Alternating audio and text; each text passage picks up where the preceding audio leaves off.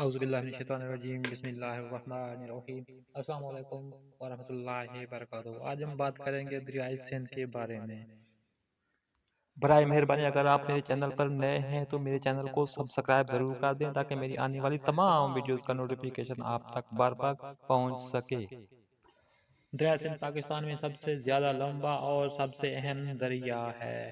یہ بر صغیر میں چوڑائی کے لحاظ سے دریاؤں میں بڑا دریا ہے۔ دریائے سندھ کا شمار دنیا کے بڑے دریاؤں میں ہوتا ہے۔ دریائے سندھ تبت میں کوہ ہمالیہ سے شروع ہوتا ہے اور شمال سے جنوب کی طرف چلتا ہے۔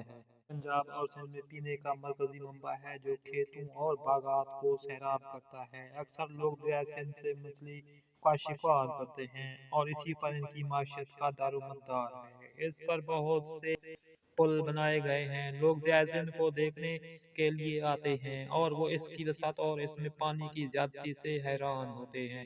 وہ کشتیوں پر سوار ہوتے ہیں جو دریائے سندھ میں چلتی ہیں اور وہ تازہ مچھلی کا گوشت کھا کر لطف اندوز ہوتے ہیں۔ پانی جمع کرنے اور بجلی پیدا کرنے کے لیے دریائے سندھ پر چھوٹے اور بڑے ڈیم بنائے گئے ہیں۔